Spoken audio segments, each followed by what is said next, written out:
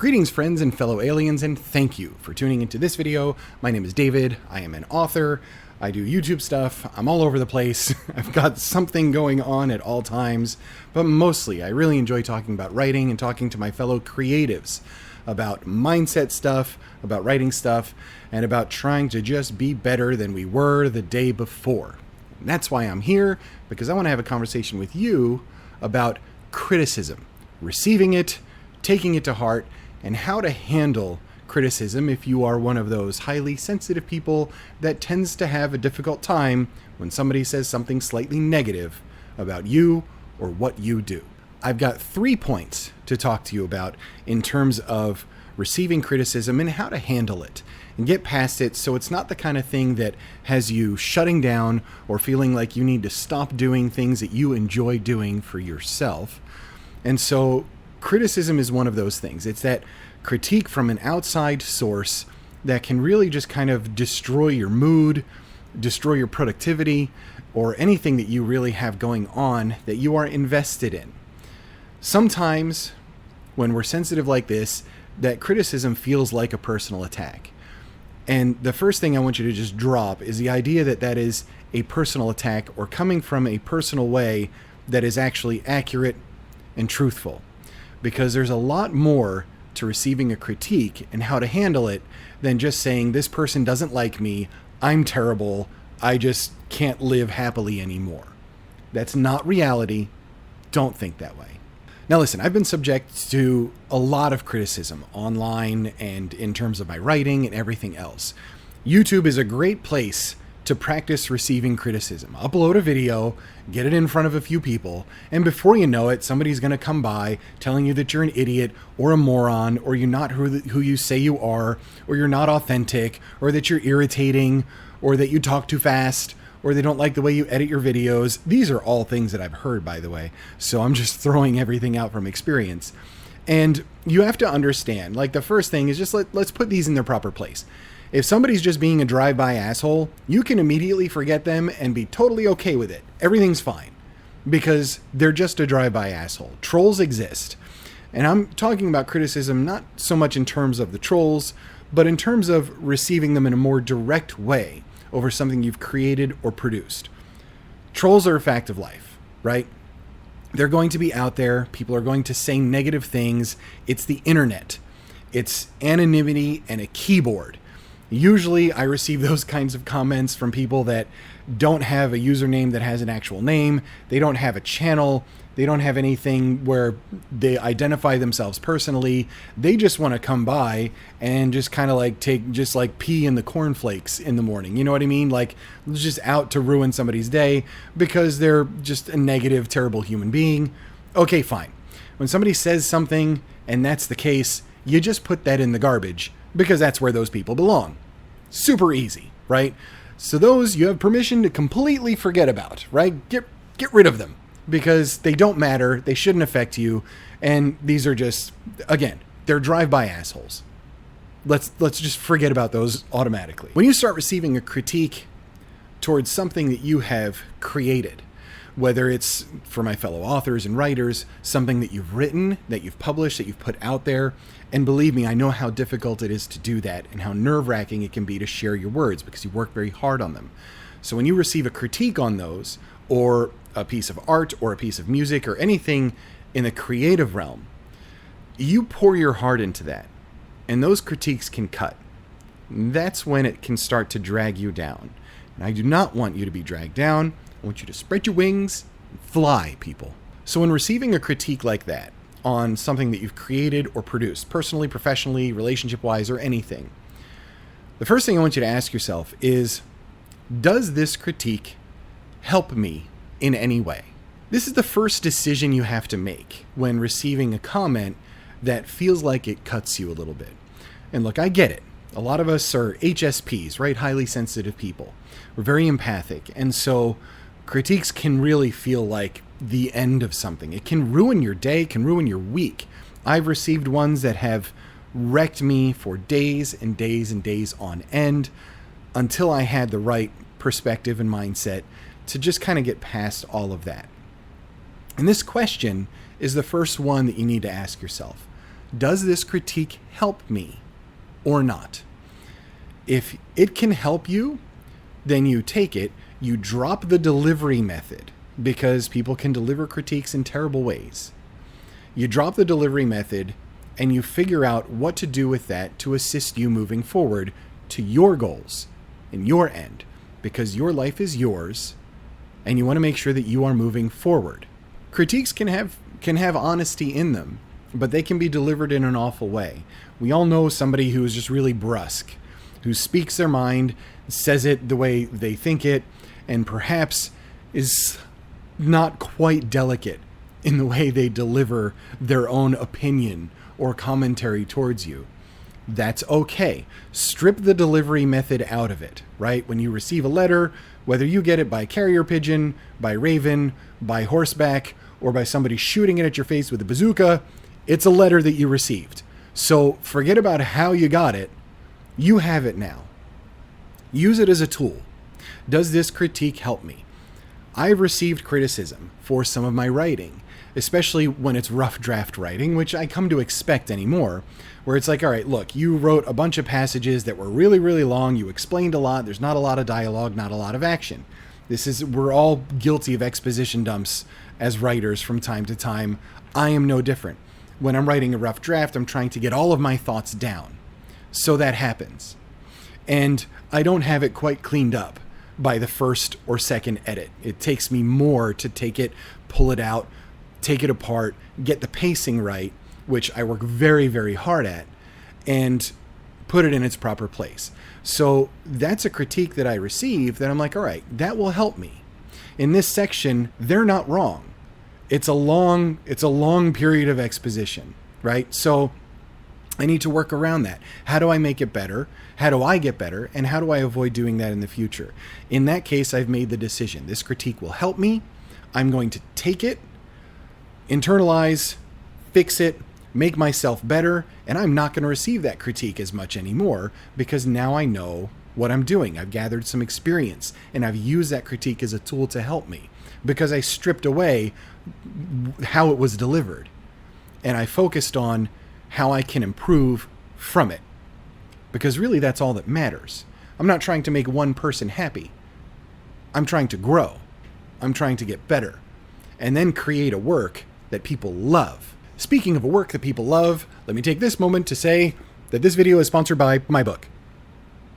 So there you go. It's called The Caretaker. It's on Amazon. It's a bunch of pages. It's a great story. It is supernatural fiction. It has 5 stars, about 150 reviews. You'll love it, so please consider picking it up. Links are in the first comment in the description and all that kind of stuff as to how you can support me and support this channel. I hope you'll do so. So moving on to the critique thing. When I've made that decision, can this help me or not? If it can, you have to take action on that and allow it to help you. If not, you have to let it go, forget about it, and say, okay, look, I made a decision. This is not going to help me. That's all there is to it. What's next? And that's how we conduct ourselves to improve and to grow. The second thing, when receiving direct criticism from somebody, is to make the decision as to whether you need to respond to that person or move on. This one's tricky. Immediately, we can have a tendency to get defensive. And so you do have to pause, breathe for a few minutes at least, or maybe longer, perhaps days, before you make the decision as to whether to respond. The last thing you want to do is get criticism in some way and immediately jump into defensive mode and throwing out the first thing that rattles around in your head. Let's not do that. Get that criticism, let it sit, let it just kind of marinate in your head for a couple minutes and say, okay, listen, let me approach this from a logical standpoint. Is this criticism meaningful? Is it something that I can use? Do I have to respond to it? Or can I just move forward? A lot of times you'll find that you don't need to respond. I have received emails from people with a whole host of critiques of me personally or things that I've done or whatever else. And I've only responded with a couple sentences in regards to one point that was in it, and that was the business end of things, right? It's not the personal stuff. It's not anything else. I don't need to reply to that because it's pointless to. I don't want to get in a fight defending somebody's opinion of me in some way. Instead, okay, you said this. This is all I need out of it, is just the professional point. Everything else, why respond?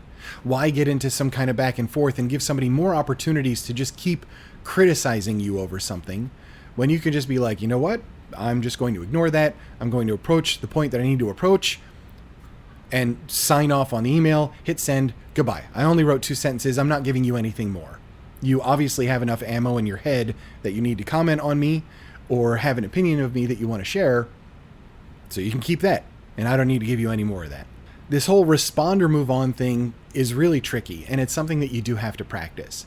You've got to step back and approach a critique or approach critical comments in such a way that says, all right, is it really necessary to respond? What do I owe somebody that I need to defend myself? Are they living my life? Do they have my issues? Are they paying my bills? Are they conducting themselves in such a way that is directly affected by how I am? If not, I don't care. Listen, I'm not here to receive commentary on the way I live or the choices I make from somebody unless I ask them. So if you're getting an unsolicited criticism, you put that in its proper place. The dumpster. So we know. We have a decision to make immediately. Does this critique help me or not? If it doesn't help you, you move on. If it does help you in some way, you make the changes and then you step forward. And we have another decision to make. Does this critique warrant a response or not? Most often, not. In some cases, yes. I've received criticisms for my writing, again, on some of the things that I've said or put in. They're like, I don't understand why you put this thing in here. I don't understand what's going on with this character. This seems really confusing. In which case, in terms of like a beta reader, somebody reading my work before I have it published, and I'll say, look, you're going to be rewarded a whole bunch of chapters from now on that little thing that's confusing you at the moment. So be patient and understand that I'm going to take care of you. I didn't just throw something in there that didn't make any sense for the sake of throwing something in that didn't make sense. Everything has a purpose. You're just being impatient about it. So be patient. Questions will get answered.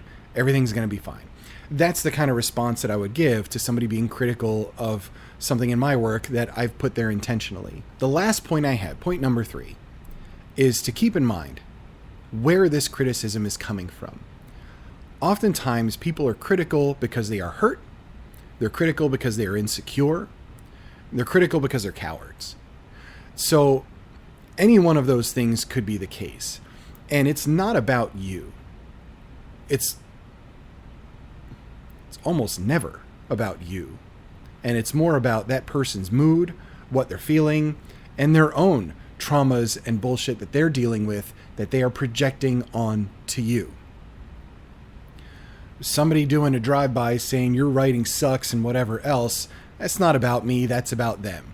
That person has probably tried to write things 100 different times, is jealous of anybody having any shred of success, and so decides to just sling mud at you.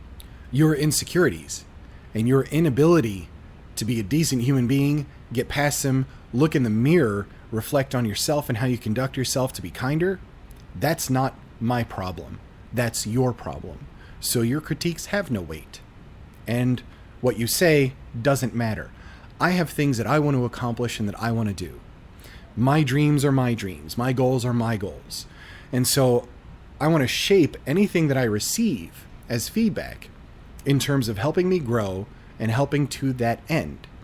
And understanding that people lash out and they say things and they're critical to tear you down, that's a really key part here. Think of yourself as a tree in a forest. And there's a short tree there, right? A little tree that is looking up and saying, wow, like you're doing all these things and I don't like it because I'm short. So I'm going to cut all of you down to stumps. That way I'm the biggest and the tallest. That's what bullies do. That's what cowards do. And a lot of times That's what insecure people will do in order to get everything on a level that makes them feel better about themselves. It is not about you. It's about their self-worth. Now, I do what I can to help people through this channel and people that contact me to give people a boost and say, listen, look in the mirror and you can be better and we can all do better. And like, these are the things that can help you and help you move forward. But if somebody's determined not to listen, that immediately stops being my problem. And if they're going to go to attack mode against other people or against myself, again, that is not my problem. Look, there's a lot to this, and there's a lot to navigate when you receive critiques and criticism from people. But the main thing is to understand that you do have a set of decisions to make. You can control certain things and you can't control certain things. And somebody else's pain and throwing it at you is not your problem and should never be your problem. You have to take care of yourself. You have goals, you have dreams, you have things that you want to do. You must move forward. And don't let some kind of a critique or criticism affect you in such a way that you immediately stop. It doesn't matter. It doesn't matter at all. This is about you and your happiness, creating work that you're proud of and accomplishing something that you want to accomplish. Don't let somebody else tear you down so you prevent yourself from moving forward, because ultimately they don't matter. And that critique doesn't matter. Everything that you have and that you need is up in here, and you move forward to that. Be authentic and have that authenticity and have that belief that you're creating what you want to create. This is your voice and it's about you. So make sure that you use those critiques as a tool. Use that criticism as a tool moving forward, saying, hey, this can help me. I'm going to use it. If it can't help me, I got to get rid of it, and I've got to do me. You do you, boo. Thank you for being here for this discussion. I really hope it helped, and I hope it helps you moving forward. Look, a lot of us have a lot of empathy going on. We have a lot of sensitivity to things, and it's a pretty ugly world right now in terms of what people are willing to say and throw at you for who you are, how you think, and the opinions you hold, and the way in which you do it. But they don't matter. You are living your life, they are not. And that's something that's really important to absorb and understand so you can be okay and you can have your own back moving forward. You're amazing, and you can create the things that people will love, and you can do the things that resonate with others. Everything else is just noise. So keep doing you, and I will catch you again very, very soon.